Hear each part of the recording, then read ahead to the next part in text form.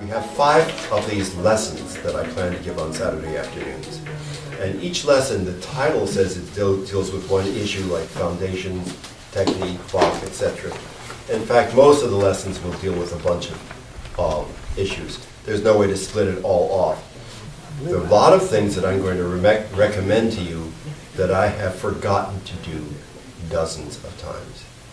There's nothing I might tell you not to do that I haven't done dozens of times. Going through these notes has reminded me of things that I wanted to teach, have taught somewhat, but not as well as I could have, and not reminding myself as well as I might. So it's been probably more useful for me than even for you.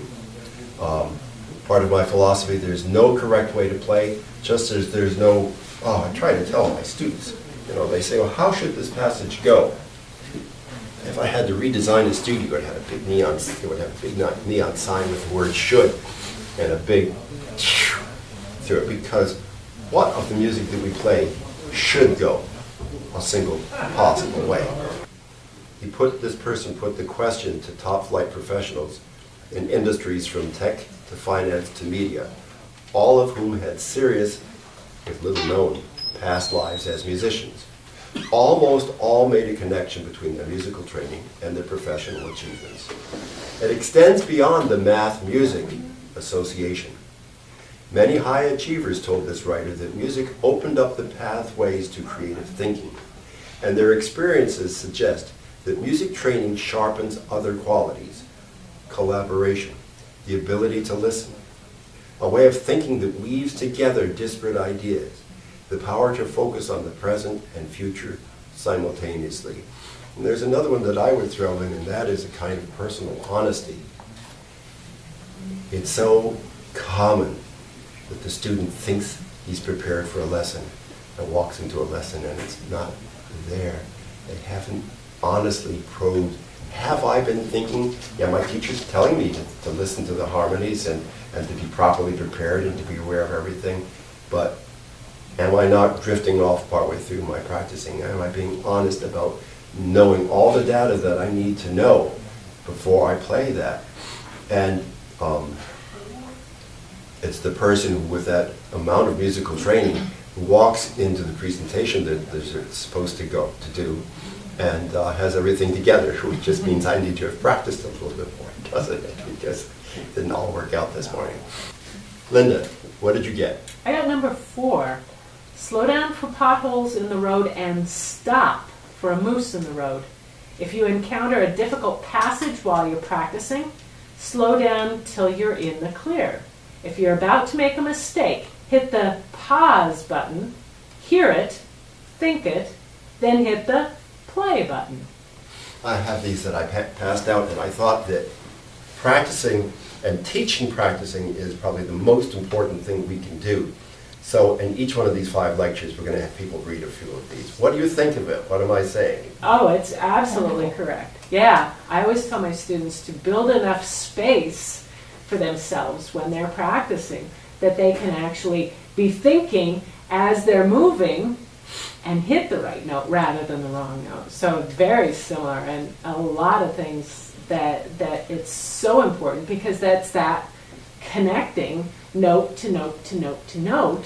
And when the kid comes in and says, I always make a mistake here. I say you always never practice that passage correctly or constructively. Yeah. And one way certainly is, if you know that passage is coming, hit the pause button. Yeah. Think it, hear it, play it, I got it clear, hit the play button. And the instruction says, have the student listen to the very end of the note and tell you when the note has died. Raise your hand out there. Let's see, hands up. And put your hands down when you can't hear the note anymore.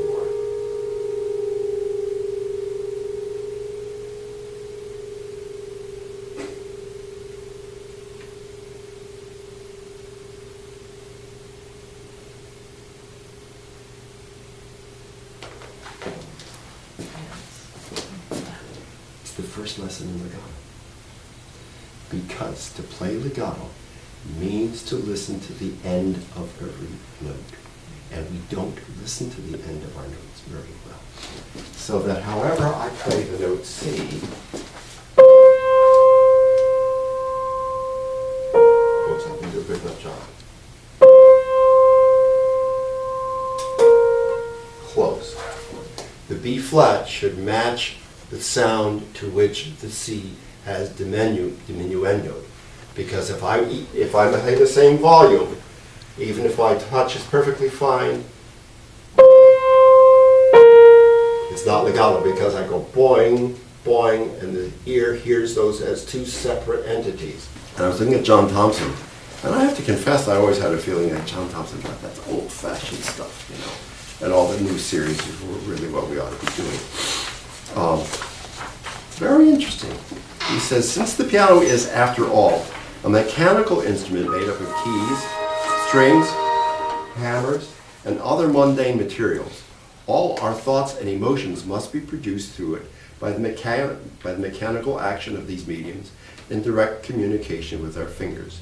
The proper touch must be acquired, or, regardless of the emotions of the performer, the piano will not respond. Therefore, John Thompson, the same keyboard attacks used by great artists should be taught in miniature to the beginner. That makes a lot of sense.